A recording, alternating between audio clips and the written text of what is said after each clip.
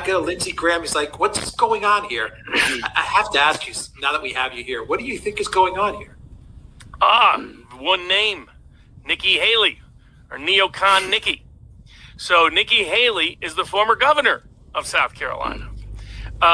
So Nikki Haley, on February 15th, the day after Valentine's, as a love curse to the world, she's going to announce her presidential campaign. She is the deep state's favorite on the Republican side because they see her in the Obama, Trudeau, Macron kind of template that they like, but they prefer you be someone that's charismatic, intelligent, but that you have the added diversity checkoff points. Right? She'd be the first woman president. She's Indian American or whatever. I forget the back, but I think that's background. But foreign ancestry. And so they think, oh, she'd be perfect. You know, this is the identity politics version of deep state policy. You know, have it look a little bit different, but sell the same package. And so Trump's concern, his primary concern, is all the talk of trying to get Densantis in. The reason why he keeps attacking Densantis is to tell Densantis to stay home and don't get in. That's like, people think it's ego and the rest. And at time early on, I thought that's what it was. But as I've seen it develop and heard all the chatter out of D.C. and from some of DeSantis' circle, you know, what I had heard a year ago, or maybe it was 2 years ago, but I think a year ago, was DeSantis was hooking up with Trump and going to run as VP. That made perfect sense for DeSantis because he's got a terrible record as a congressman, great record as a governor, but awful, atrocious record as a congressman. I mean, he said his hero was George W. Bush when he went for Congress. He said his icon who he wanted to emulate was Paul Ryan.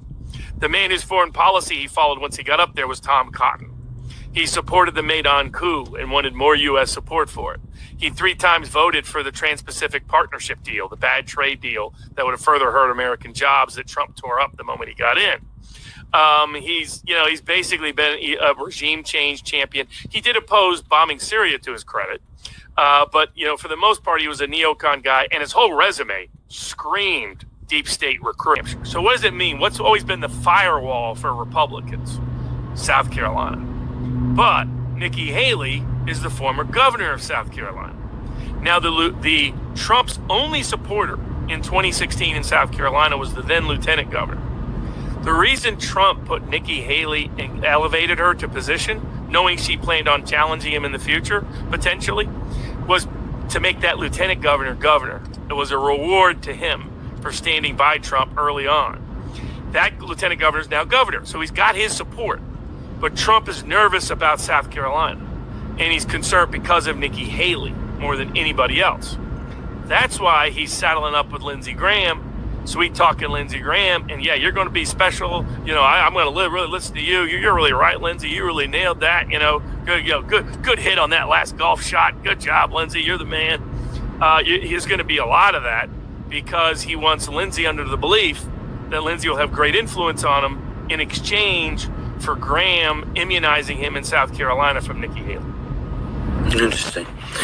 I mean, does Nikki Haley have any chance at all? Looking at this from London, I would have thought that she'd go down in flames. Frankly, I mean, I find it very difficult. I mean, I remember her very well from when she was a U.S. ambassador to the UN, and by the way, an absolutely terrible, appalling, horrendous U.S. ambassador at the